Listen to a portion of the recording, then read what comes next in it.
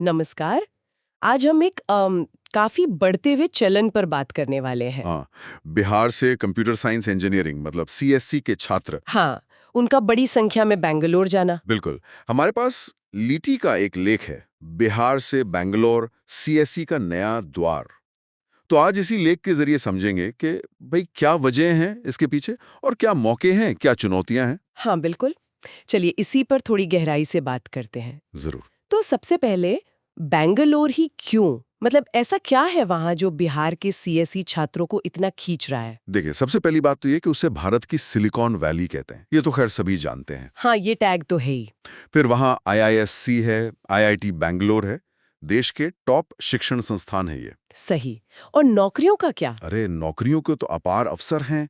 Google, Amazon, Infosys जैसी बड़ी कंपनियां तो हैं ही, साथ में हजारों स्टार्टअप्स हैं, नए उभरते हुए, इंटर्नशिप्स, जॉब्स, सब कुछ। अच्छा। और वो नेटवर्किंग वगैरह सुना है, काफी टेक इवेंट्स होते हैं वहाँ। बिल्कुल। टेक मीटअप्स, वर्कशॉप्स, इंडस्ट्री से सीधे जुड़ने के बहुत मौके मिलते हैं। एक इनोवेशन का माहौल है वहाँ। हम्म। हाँ, तो ये तो हुई ऊपर की बातें, हम्म। पर लेख जो है ना, वो एक गहरी बात कहता है। अच्छा, क्या? वो ये कि ये सिर्फ नौकरी या डिग्री की बात नहीं है, ये असल में एक पूरे इकोसिस्टम का हिस्सा बनने की इच्छा है। इकोसिस्टम मतलब एक ऐसा माहौल जहां इनोवेशन हो रहा है, जहां नई चीजें सीखी जा रही हैं, जहां आगे बढ़ने की एक अलग ही क्या कहते हैं ऊर्जा है। ओके। और लेख ये भी बताता है कि बैंगलोर में जो पढ़ाया जा रहा है हाँ। और इंडस्ट्री को जो चाहिए, हाँ। उसके बीच एक मजबूत कनेक्शन है, हाँ। खासकर software development, data science, AML जैसे फील्ड्स में। तो मतलब सिर्फ क्लासरूम लर्निंग नहीं बल्कि प्रैक्टिकल एक्सपोजर भी। एग्जैक्टली। नेटवर्किंग, इंडस्ट्री के लोगों से मिलना, नए ट्रेंड्स जानना, ये सब करियर के लिए बहुत जरूरी हो जाता है आजकल। बात तो सही है। और फिर वो स्टार्टअप कल्चर, वो एक अलग ही चीज है। आपको बिल्कुल जमीनी स्तर पर इनोवेशन देखने, सीखने, शायद करने का भी मौका मिलता है। हाँ, ये मौका शायद बिहार या दूसरी जगहों पर उतना ना मिले। शायद नहीं, लेकिन लेख एक और बात भी उठाता है, एक तरह का विरोधाभास, क्या? कि बिहार से इतना अच्छा इंजीनियरिंग टैलेंट निकल रहा है, पर स्थानीय स्तर पर मौके उतने नहीं हैं। हाँ, ये तो एक समस्या है। तो ये टैलेंट फिर बैंगलोर जैसे हब्स की तरफ जा रहा है। इसे आप प्रतिभा पलायन कह सकते हैं। हाँ, ये और इससे होता यह है कि देश की जो टेक टैलेंट है, वो कुछ ही शहरों में सिमट कर रह जाती है। सही कहा। ये एक सोचने वाली बात है।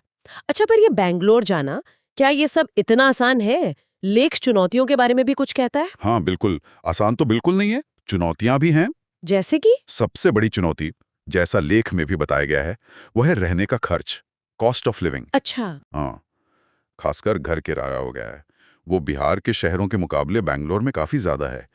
तो छात्रों पर, उनके परिवारों पर एक आर्थिक बोझ तो पड़ता है। और सिर्फ पैसे की बात है या और भी कुछ? नहीं, और भी चीजें हैं। लेख इशारा करता है कि भाषा और कल्चर का एडजस्टमेंट, वो भी शुरू में कुछ छात्रों के लिए मुश्किल हो सकता है। हाँ, मतलब कन्नड़ उतनी कॉमन नहीं होगी बिहार के छात्रों के लिए। हालांकि हिंदी अंग्रेजी चलती है काम भर की, पर फिर भी एक नए माहौल में ढलना वो थोड़ा समय लेता है। और कंपटीशन पढ़ाई में, नौकरी में? बहुत ज्यादा गला काट प्रतिस्पर्धा है, चाहे वो अच्छे कॉलेज में एडमिशन हो या पहली नौकरी पाना हो। हम्म। लेख में यह भी लिखा है कि इतनी भीड़ है कि कई बार फ्रेशर्स को शायद शुरू में वो रोल ना मिले जो वो एक्सपेक्ट कर रहे थे या जिसके वो काबिल थे। थोड़ा समझौता करना पड़ सकता है। तो फिर मतलब इतनी चुनौतियों के बाद भी छात्र जा रहे हैं, तो क्या ये वर्थ इट है? जोखिम लेने लायक है? देखिए, लेख का जो टोन है वो आशावादी है।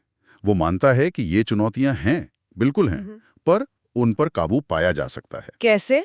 अच्छी प्लानिंग से, बजट बनाकर चलने से, मानसिक रूप से तैयार रहने से।